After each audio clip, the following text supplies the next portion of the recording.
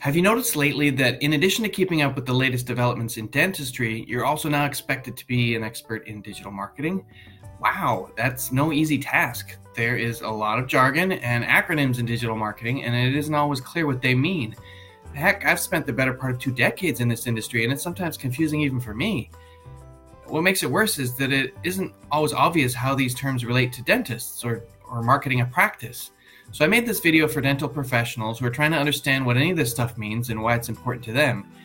But I also made it for dentists who have already hired experts to do their marketing for them, because knowing what these terms mean will give you power, and it'll help you hold your marketing agency accountable to results, as you should. So let's get started with the top 11 basic terms that every dentist should know about digital marketing. Number 1 is organic. You know it as produce that doesn't have any pesticides on it. Well, generally speaking, digital marketing doesn't have any pesticides on it either. That's not what we're talking about here. We're talking about naturally occurring results, not a result of anything paid. So if you do a search on Google and you scroll past the ads at the top, you get to the organic results, the natural results. And organic can take the form of traffic to your site. It can take the form of new patients. For example, referrals are organic. Reviews on Yelp are organic. And the great thing about organic everything is that it's free. The tricky part is that it's not predictable, and it's a little bit harder to get, harder to attain. So let's move on to number 2. SEO stands for Search Engine Optimization. And this means tweaking your website and updating the content to rank higher in the organic search results. So this can take the form of building links with other websites, linking them to yours. It can take the form of blogging, making updates to the layout and the architecture of your site, and just making small improvements, all with the goal of optimizing your site so that the search engines like it better and rank you higher in the organic search results, and therefore send you more organic traffic, which is great because remember, organic traffic is free and everybody likes free. SEO, search engine optimization, is not free.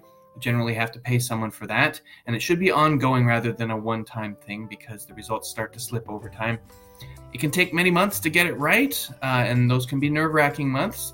It can be a little bit hard to predict what will work, but this is the long game for dentists, SEO is, and it should be included as part of your long-term practice growth strategy.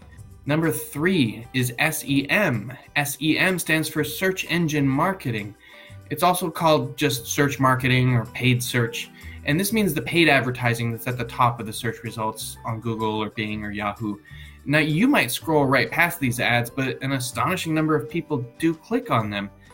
They are, of course, not free, but they are instant results, kind of like cutting to the front of the line. So if you want to get more patients tomorrow, this is the most effective method, search engine marketing. And it does work pretty well in tandem with SEO as part of a larger plan. Number 4 is PPC. PPC stands for pay per click.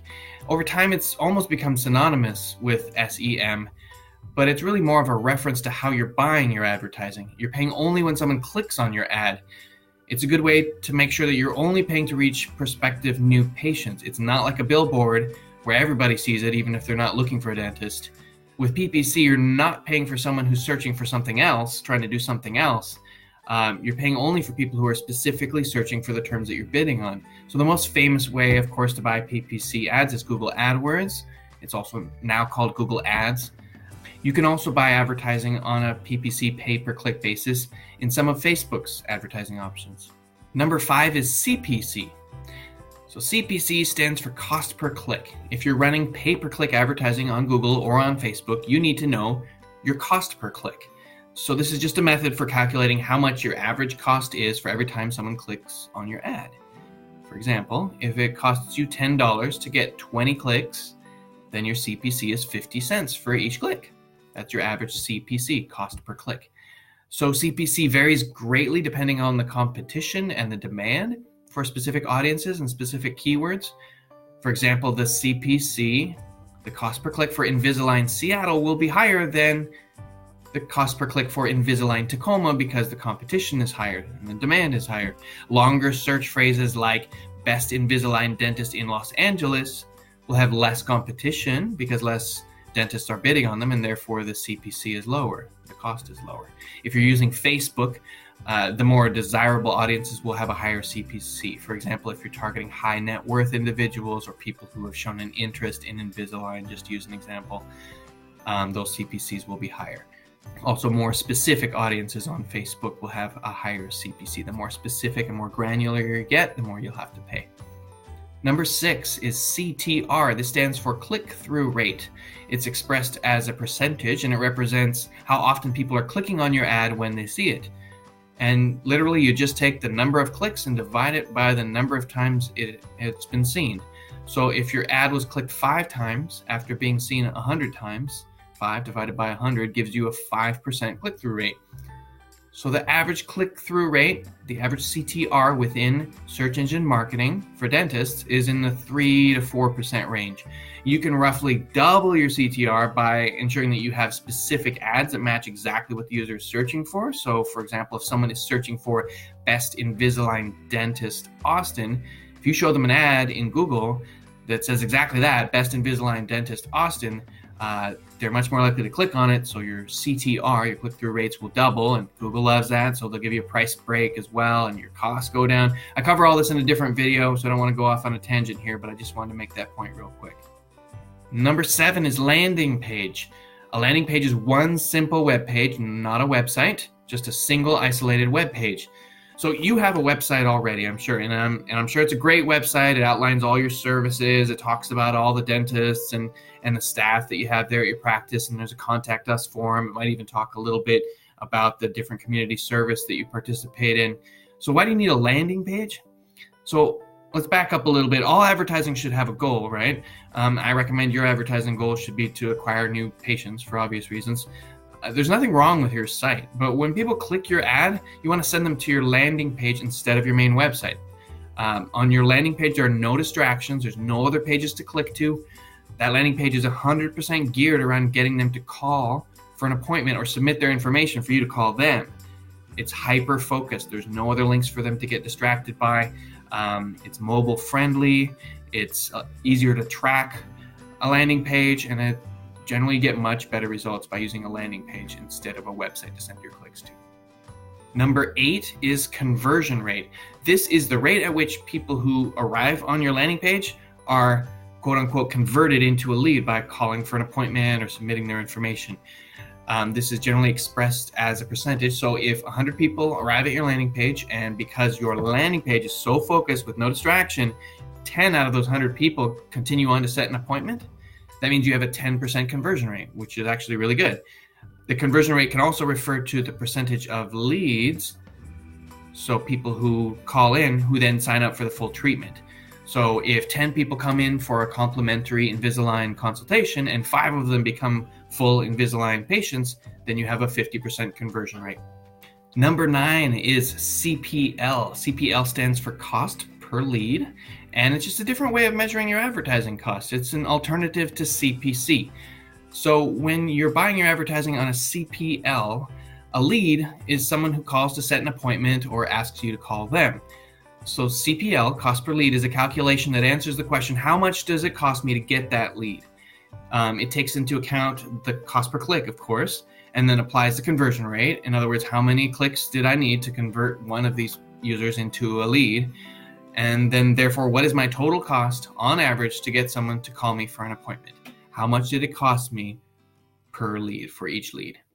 Number 10 is performance marketing. So you might be familiar with the traditional advertising agency model where the agency takes 15 to 25% of your marketing budget for themselves as a fee. They need a lot of time to test and gather data. They will generally guarantee nothing. The results are probably mixed, especially at the beginning. And in this model, all the risk is on the advertiser. That's you, the dentist. Performance marketing is a newer model where you pay only for performance. You only pay when it works and not when it doesn't. You might sit down with your performance marketing agency and agree on a cost per new patient lead, and then pay only for the number of new patient leads that the agency generates for you. So the results are already baked in and fully guaranteed, and all the risk is shifted to the marketing agency.